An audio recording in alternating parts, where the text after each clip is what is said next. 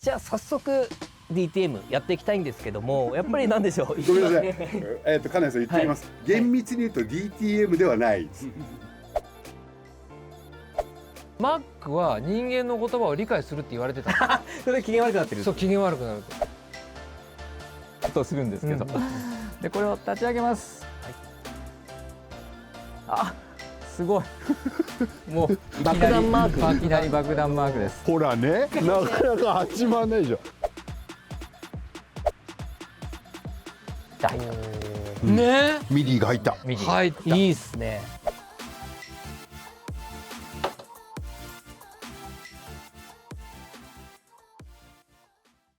はい、今回はですね、日本シンセサイザープロフェッショナルアーツ JSP8 のスペシャル企画としまして、35年前の DTM 環境、これをですね完全再現して皆様にお届けしていきたいと思っております。よろしくお願いします。よろしくお願いします。お願いします。35年前。金谷さんこれ笑いますよこれ。いやそうですよね。今でこそ DTM めちゃくちゃ便利なんですけども、時々昔の苦労話って聞くんですよ。今回そういったものも収めることができると、かなり貴重な回なんじゃないかなと。35年前やってた人はもうあまりの懐かしさに笑いも出るだろうし、現代の人は一体このおじさんたちは何をやってるんだみたいなことになると思うんですよね。本当にそうなるのかなと思っていて、僕も正直まだ立ち上がったこと見てないので、わざと立ち上げてないんで、何も立ち上げてません。ここからも素直に楽しんでいきたいなという気持ちではありますけども、まず最初にですね、今回出演者様ですねご紹介させていただきたいと思います。こちら浅田祐介さん、JSPA 代表理事という形で、今回は機材だったりとか、使い方とかですかね、そういったものを解説していただけるということで、若干、当時のトラウマが蘇ってます。そうかもしれませんね。トラブルとか今日多分そう簡単にいかないと思いますよ。そうですよね。この辺りの挙動なんかもワクワクしながらご説明させていただこうと思います。よろしくお願いします。そして江夏正明さん、JSPA 理事ですね。そうです。そしてこの SE30 ね、これね、確かにね30と思うよね。でもね、僕らの時代ね SE30 だからね、 SE30 っていう単語みたいなもんなんだね。そうな SE30 これね、まだね動きます。動くのが貴重っていうのもさっきちょっとお話は聞きました。そうなんです。これ実はですね、いろんな SE30 まだ現存するんですけど、ちゃんと動く SE30 というのは数少ないみたいで、この子は実は言うとハードディスクはもう死んだの、でそれを取り出して当時のシステムまんま偶然コピーできたら壊れる寸前に、なのでそのまま移して今これ動くような形になってます。あと今回このスタジオですね、場所のご提供も行って、素晴らしいバリモレコード。そうなんです。よろしくお願いします。よろしくお願いいたします。すみません。そして上杉隆さん、JSPA 専務理事ということで、よろしくお願いします。今回あれですよね、そのソフトとかっていったところのご協力、実際に使ってたソフトをですね、なぜか取ってあったんで捨てずにこんなところで使えるとは思わなかったんですけど、それを使ってちょっと今日はいろいろやってみたいと思います。今日ね、博士俺もほとんど忘れてるんだけどよく覚えてるんだ。よく覚えてるよな。もうすごい。そんなような形でですね、実際に音を鳴らしてレコーディングもできるということなので、ちょっと一連の流れをやってみたいと思います。それでは最後までお楽しみいただければと思います。よろしくお願いします。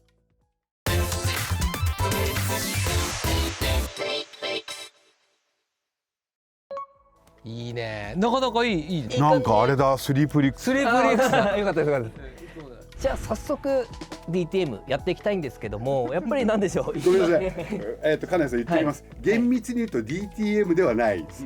デスクトップからははみ出てる、いろんなもの。そっか。当時はね、シーケンサーって言ってた。まだ DTM って言葉生まれてなくて、シーケンサー何使ってんのみたいな、そんな感じでしたよね。でね、今回はこの ADAT っていう割と小さい8トラックのデジタルテープを使ってますけど、スタジオに行くと本当に48ちゃんの業務用のレコーダーなんで、とてもじゃないですけど机の上には乗っからないです。だから DTM と言わなかったっけ。シーケンス。そう、シーケンサー。シーケンサー。シーケンサー。これが原点、DTM の原点でありってことですね。まずあれですね、そのさっき僕はDTM をじゃあ始めましょうって言いましたが、これは正確に言うと DTM じゃなくて、じゃあシーケンサー立ち上げるところからいきましょうか。やってみましょうか。はい、笑えるよ。じゃあつけるよ。お願いします。裏から裏なのよ。いくよ。どこしょ。ほらほら。Welcome to Macintosh。ちょっと感動します。お、起動中。アイコンは一緒だ。今の Mac とこの MacOS っていう。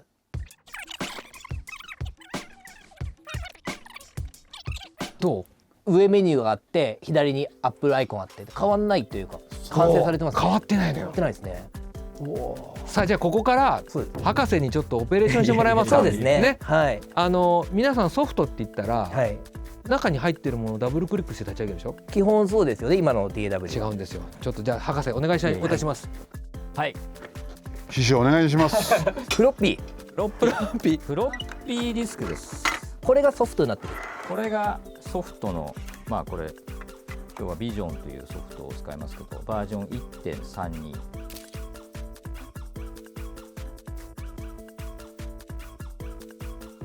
でこれは皆さんが普段使っているピアノロールっていう画面が最初にできた。あ、これ革命ですね。今のもう元になってる。そう。考え方的にはこれが今でいう例えばキューベースとかプロツーとかっていうソフトになって、そうですね。でっていう DAW 確かにですね。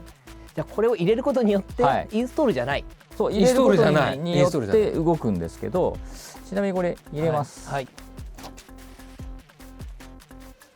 これ自体が初体験ですから初いや本当にどういう動きをするのかが全く今読み込んでる。あれね、時計のマークになってるんですよ、アイコンが。はい。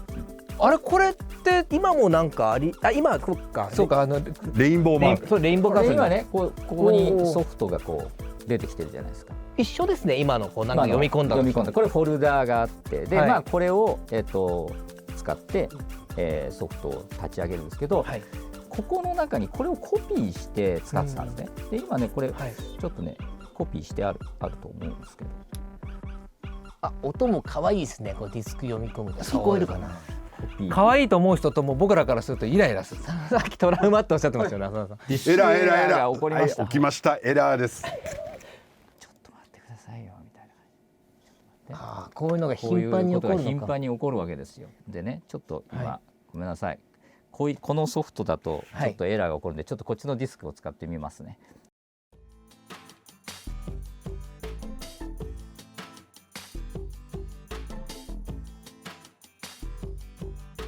で今ここにねソフトがちょっと入りましたね。されました。はい。まあこれがインストールに相当するっちゃ相当するんですけど、でこれを立ち上げます。あ、すごい。もう爆弾マーク。いきなり爆弾マークです。ほらね。これなかなかないでしょ。インタラプトスイッチ。あれ持ってくるか。ちょっと待って。はい、じゃあインタラプトスイッチ。これ今ソフトウェア上で再起動しようとしてるんですけど、再起動ができなくなってるんですね。なので固まってるって状態。ハードウェア的にリセットを再起動をかける。ここにねスイッチがあるんですよ。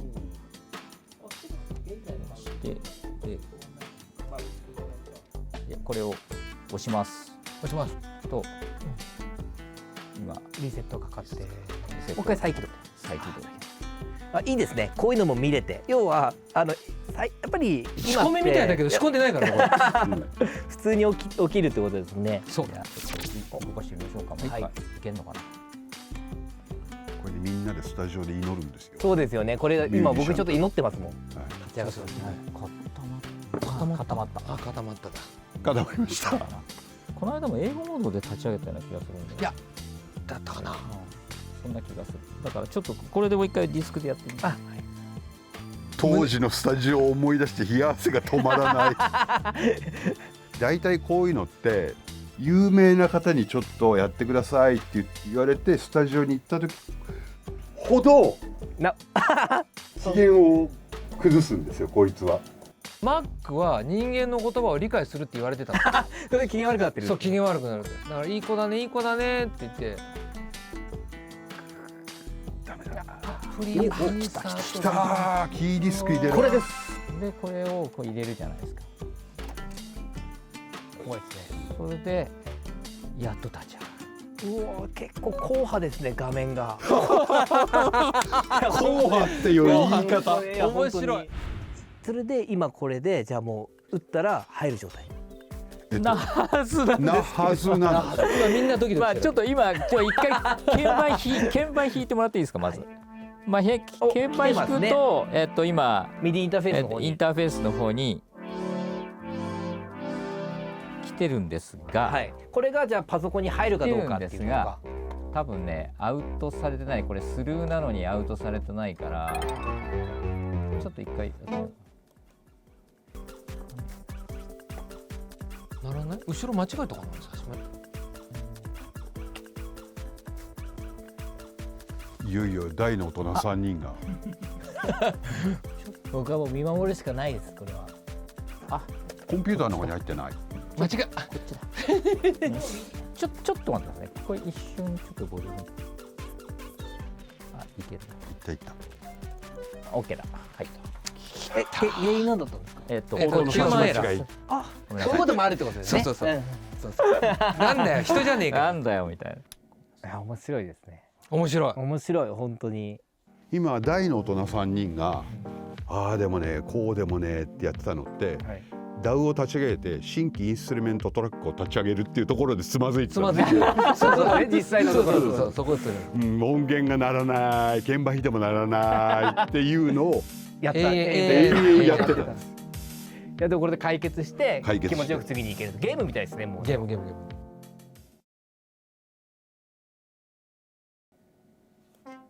ちょっと待ってくださいね。乗ってる。乗ってますね。じゃあ行きましょうか。分かんない。ごめんなさい。はい、引きちゃいます。はい。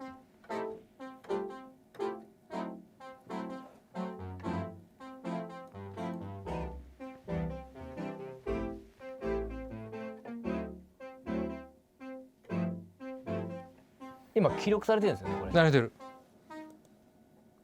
今しくりましたけど。プップップっては記録されないんですよね。はいされないされないですね。でそれが今、はここにねうん入ったんですけど、今これをダブルクリックするとおこおこにミリデピアノロールータがか。ピアノロールで入ってまして、ちょっと聞いてみますか。はいプレイしてますね。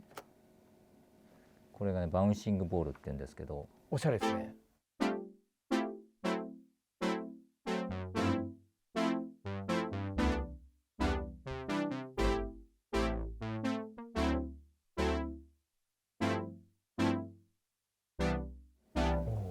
こんな感じになるわけです。鳴っただけで感動しますね。じゃあ今ミディトラック成功してこんな感じで、もちろん音源っていうのはこの中に入ってないから。もちろんないないないない。そうですよねうん全部これがなかったらもう再現できないんですよ。できない。ってことですよね。だからこいつははい。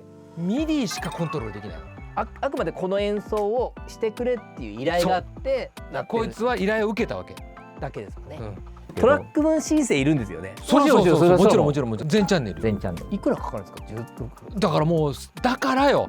このコンピューターで音楽を作るというのにはもう財力がいったわけよ。本当ですよね。そう今の人たちはさパソコン買ったらガレージまで入ってるじゃない。入ってますね。こんなもんもう俺らじゃ信じられないことよ。もう一回レコーディングし直してみましょうよ。わかりました。はい。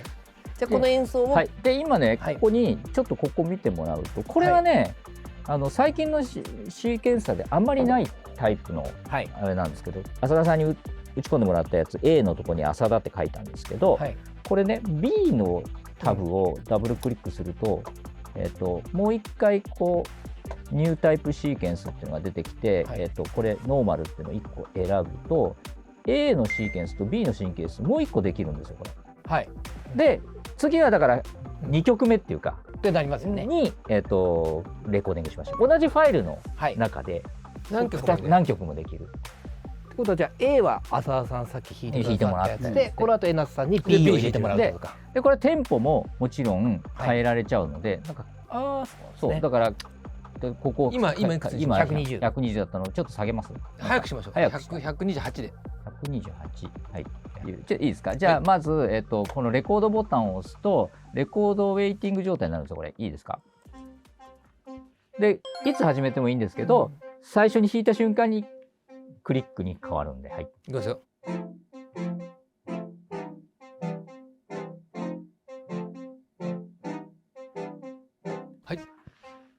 こうすると、今これでこれをこうするとここに入ってるわけですね。ちょっと今そのまま再生してみますよ。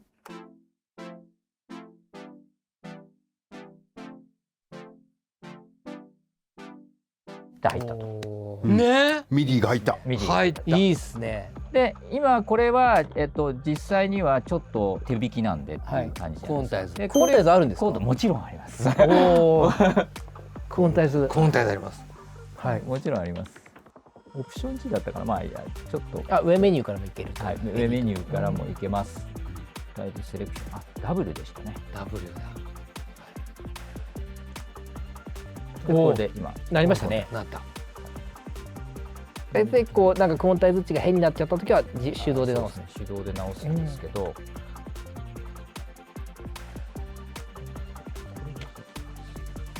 うん。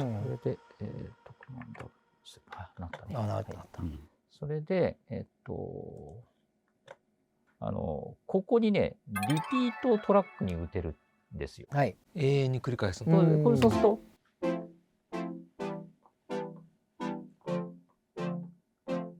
ここで一回しだけど、もう一回頭には戻んないのかシーケンスは。そしてくるくるくるくる。ループ再生みたいなもんですね。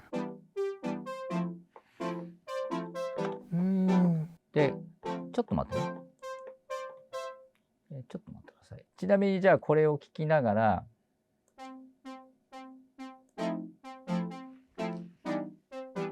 まあちょっと今クリックとダブってるんで変な音が出てますけど、じゃあこれで。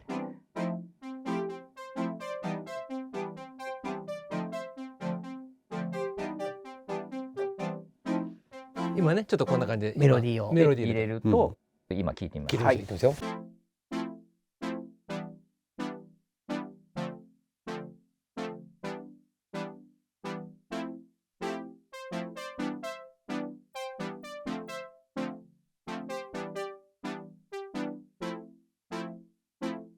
こういうふうにトラックごとにループのサイズが決められるんで、1個作ったらずっと繰り返しできたりとか途中で止めたりとか、こういうのを組み合わせて作っていく。一つのトラックは1音源、この音源、今っていうのはでも2トラックあるじゃないですか。同じそのトラックは別なんだけど出先は一緒、出てくるミディの出先は一緒にしてるわけだから、今実はその2つのトラックに分けてるんだけど、ディスティネーション、要するに行き先は同じシンセになってるわけ。ってことは実際に1、2を同時に弾いてることと一緒。そういうことです。そういうことです。逆に言うと次に弾いた2個目のメロディーラインを別の音色で弾きたかったらもう1台シンセを持ってこないってことになりますね。僕ら普段こう曲ができましたってなって、シンセのパラメータをいじりたいですって言ったら画面上でいじるでしょ。そうですね。違うのよ。どうぞ。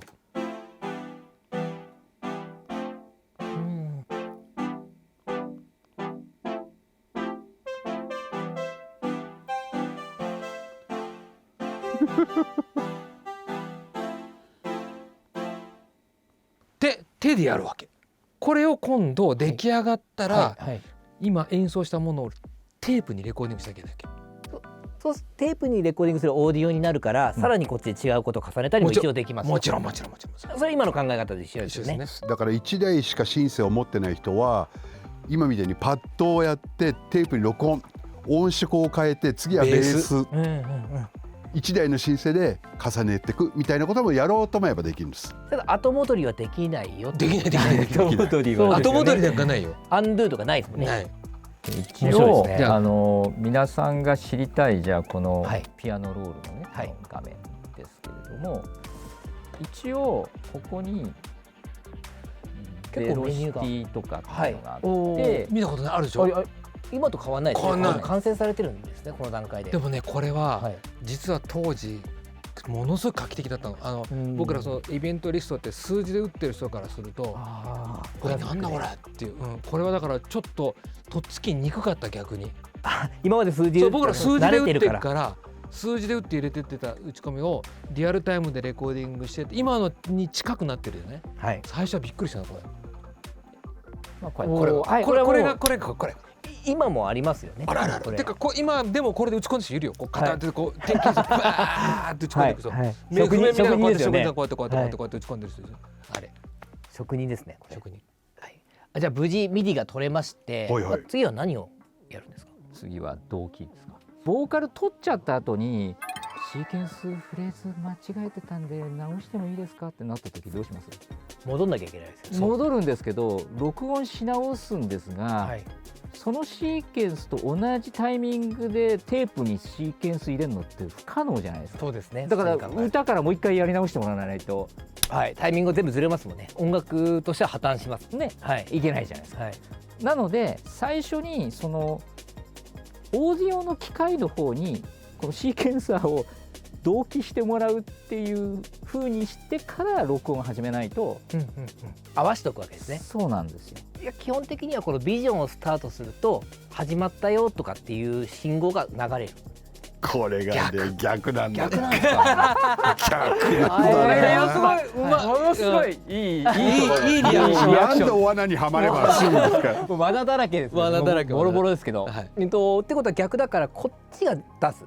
そう、要するにテープをスタートするとシーケンサーが走り出す。でこっちがマスターになると。そう、こっちをマスターにしないと成り立たないんですよ。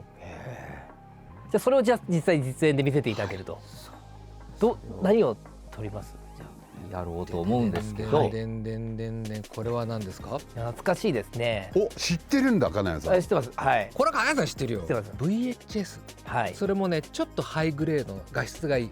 SVHS というカセットテープ。カセットテープって言っていいのかな？ビデオカセットテープ。ビデオカセットテープなんです。これって映像を記録するものっていう僕は認識。もちろん音も取れますけどね。もちろんです。要するにこれは普通は、テレビを録音したりとか、例えばその昔は貸しビデオ屋さんって言ってこれでスター・ウォーズを借りに行ったりとか。借りたでしょ。巻き込んで大変なことになる。大変なことだったね。巻き込む。今日も巻き込むかもしれないからね。そうですね。でこれ実は上杉さんがね、アマゾンで探してくれて新品です。新品です。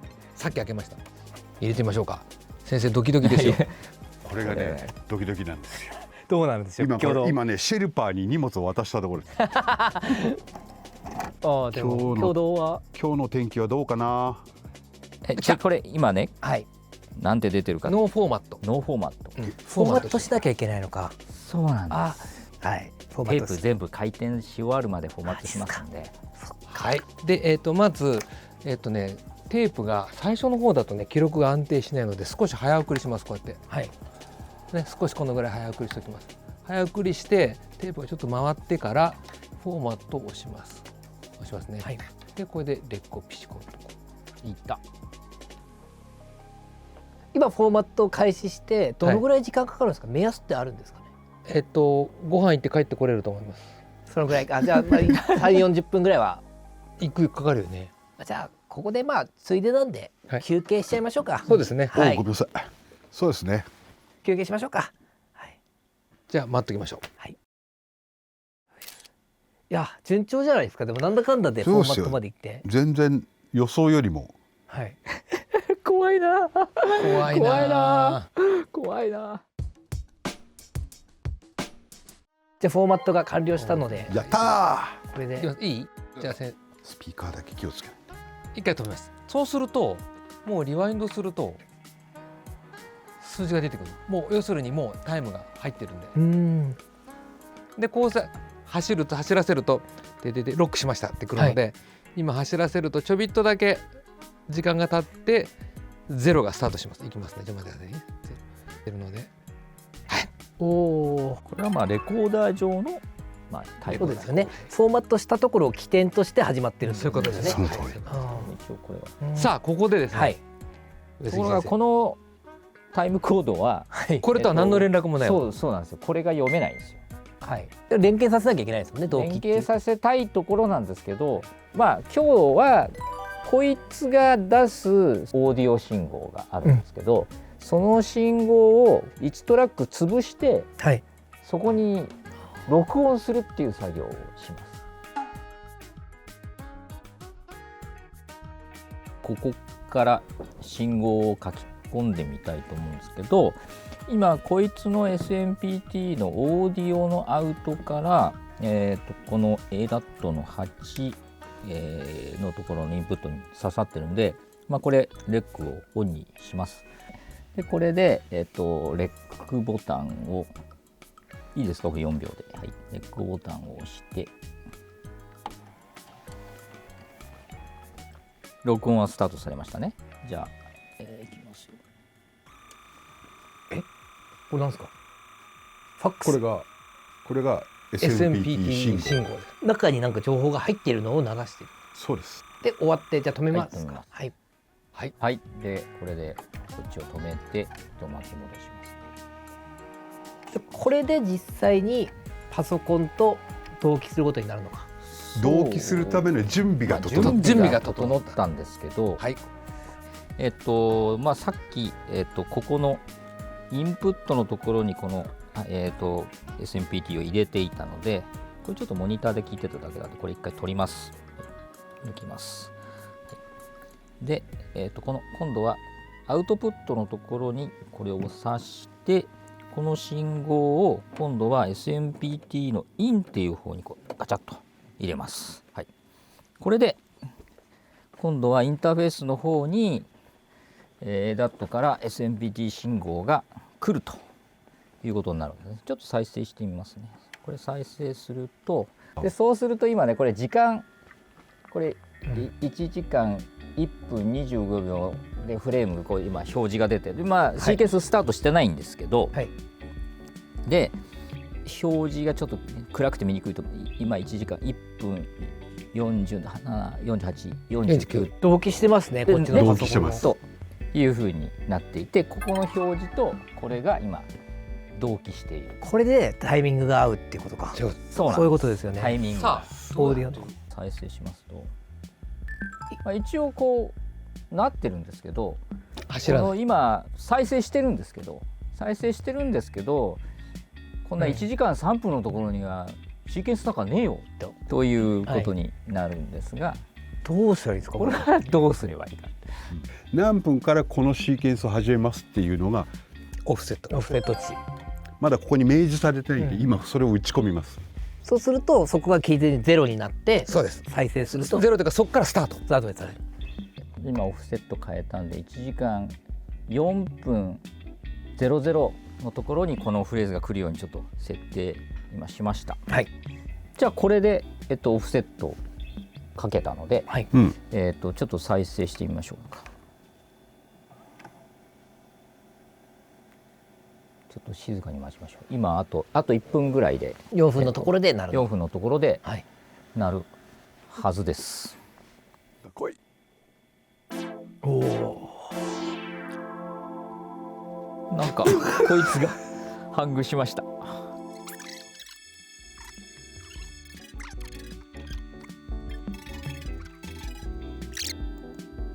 はい、フォーシンクでちょっとやってみましょうか。一回行ってみます。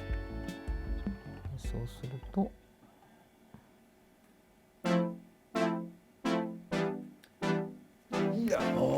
盗聴。まだこうギター入れる。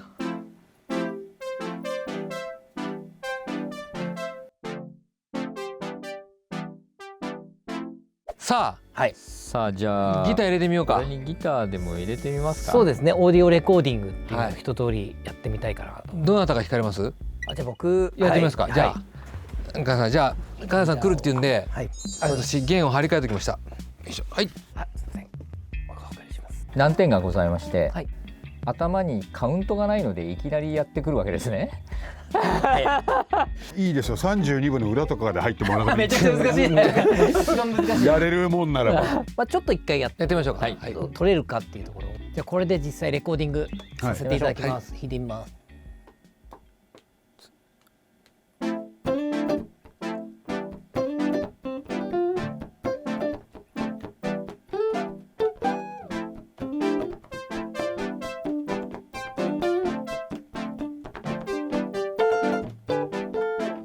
みたいな感じですかね。素晴らしい。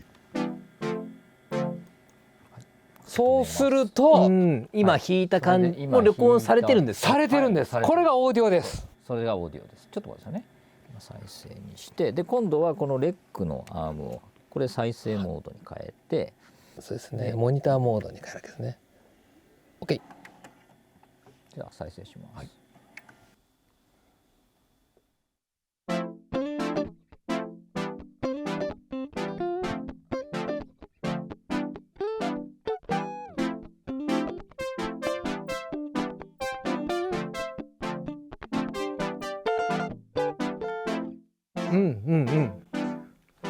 できた。いい感じじゃないですか。そう、これがはい当時のはい今の DAW の原型となるシーケンサーを走らせてタイムコードを同期させてオーディオを取るという、流れですね。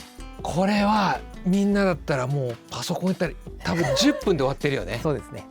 はい。何時間かかった今。もう4時間そう4時間ほどセッティングやら何やらトライアンドエラーでやりましたね。